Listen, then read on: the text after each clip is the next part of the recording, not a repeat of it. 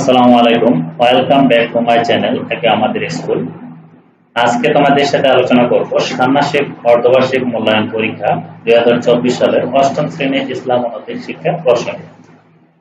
এই প্রশ্নটি দেখলে তোমরা বুঝতে পারবে যে তোমাদের ষান্মাসিক অর্ধবার্ষিক মূল্যায়ন পরীক্ষাটি কেমন হবে। আমি এটা বলছি না যে তোমাদের স্কুলে যে প্রশ্নটি করা হবে সেম এরকম প্রশ্ন করা হবে, সেটা কিন্তু না। কারণ ষান্মাসিক অর্ধবার্ষিক মূল্যায়ন এইমাত্র নতুন যে সিলেবাসের অনুসারে প্রশ্ন করা হচ্ছে, সেগুলো তোমাদের স্কুলে মৌখিক এবং লিখিত পরীক্ষা হতে পারে। মৌখিক এবং লিখিত 5 ঘন্টা সময় নেবে। এখানে আমি 3 ঘন্টার প্রশ্ন নিয়েছি। এটা লিখিত পরীক্ষা। এখানে যে প্রশ্নগুলো আছে এই প্রশ্নগুলো থেকে তোমাদের মৌখিক প্রশ্ন আসবে। এই প্রশ্নগুলো পড়লে তোমরা তোমাদের লিখিত এবং মৌখিক পরীক্ষার প্রশ্নগুলো আনসার করতে পারবে। তাছাড়া এই প্রশ্নগুলো দেখলে তোমরা বুঝতে পারো যে কোন কোন ধরনের প্রশ্নগুলো তোমাদের পড়তে হবে। তার জন্য এই প্রশ্নটি তোমাদের সাথে শেয়ার করা।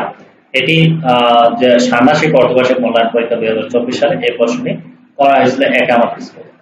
ঠিক আছে, তাই তোমাদের এই প্রশ্নটি তোমাদের সাথে শেয়ার করতেছি। আর এখানে যে প্রশ্নগুলো নেওয়া হয়েছে খুবই ইম্পর্টেন্ট, গুরুত্বপূর্ণ প্রশ্নগুলো নেওয়া হয়েছে।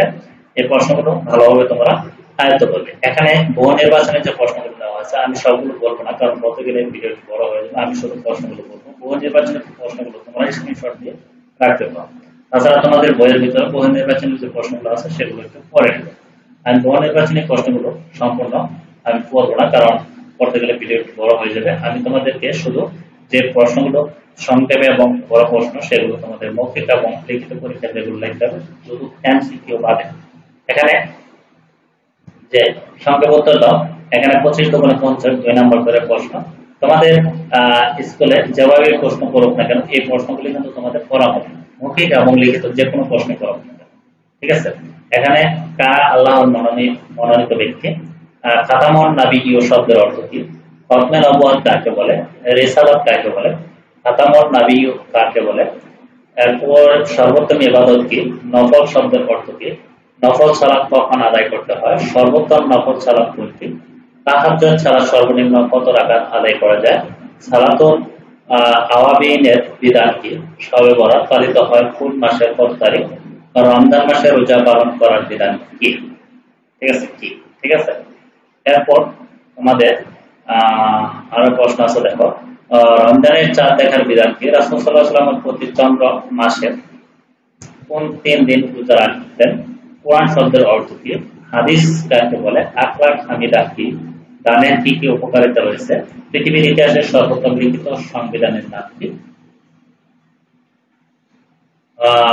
মদিনার মুনাফিক সর্দার কে ছিল, কত সালে বদর যুদ্ধ সংঘটিত হয়, ইব্রাহিম আলাইহিস সালাম কোথায় জন্মগ্রহণ করেন, ইব্রাহিম আলাইহিস সালামের উপাধি কি ছিল কি, কার নির্দেশে ইব্রাহিম আলাইহিস সালামকে আগুনে নিক্ষেপ করা হয়।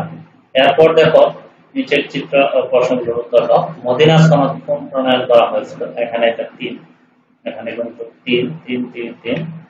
তারপর মদিনা সনদ কোন প্রণয়ন করা হয়েছিল বুঝিয়ে লেখো। এটা কিন্তু 5 নাম্বার করে একটা। ঠিক আছে, এটা একটু বড় প্রশ্ন। হযরত ইব্রাহিম আলাইহিস সালামের পরিচয় দাও। শর্ত হুম মুবিন বলতে কি বুঝো, ব্যাখ্যা করো। এই প্রশ্নগুলো দেখলে তোমরা বুঝতে পারো কোন ধরনের প্রশ্নগুলো তোমাদের পড়তে হবে।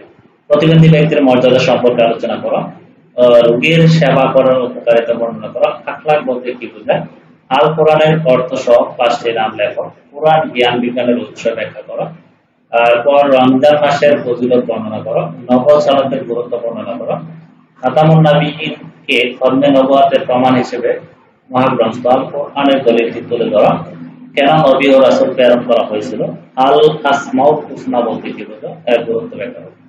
এই ছিল তোমাদের ইসলাম ও নৈতিক শিক্ষার যে প্রশ্নটি, সেই প্রশ্নটি অর্ধবার্ষিক আর ষান্মাসিক মূল্যায়ন যে পরীক্ষাটি হবে সেই প্রশ্নটি তোমাদের সাথে শেয়ার করলাম। ইতিপূর্বে তোমাদের অন্যান্য বিষয়ের প্রশ্নগুলো শেয়ার করেছি, সেগুলো তোমরা প্লেলিস্ট অথবা আই বাটন থেকে দেখে নিতে পারো। আর যদি ভিডিওটি ভালো লাগে তাহলে অবশ্যই একটি লাইক এবং তোমাদের বন্ধুদের সাথে শেয়ার করবা এবং কমেন্টে লিখবে ভালো লাগলো কিনা, এবং অন্যান্য তোমাদের সিলেবাস বার্ষিক পরীক্ষার সিলেবাস এবং সাজেশন সেগুলো আমি দিয়ে দেবো। আমাকে কমেন্টে বলবা, এবং তোমাদের যে গণিত প্রশ্নগুলো আছে সেগুলো সমাধান প্রয়োজন হলে আমাকে কমেন্টে বলবে, অবশ্যই তোমাদেরকে আমি সমাধান করে দেবো। আজকের মতো ভিডিওটি এ পর্যন্ত। ভালো থেকো, সুস্থ থেকো, আল্লাহ হাফেজ।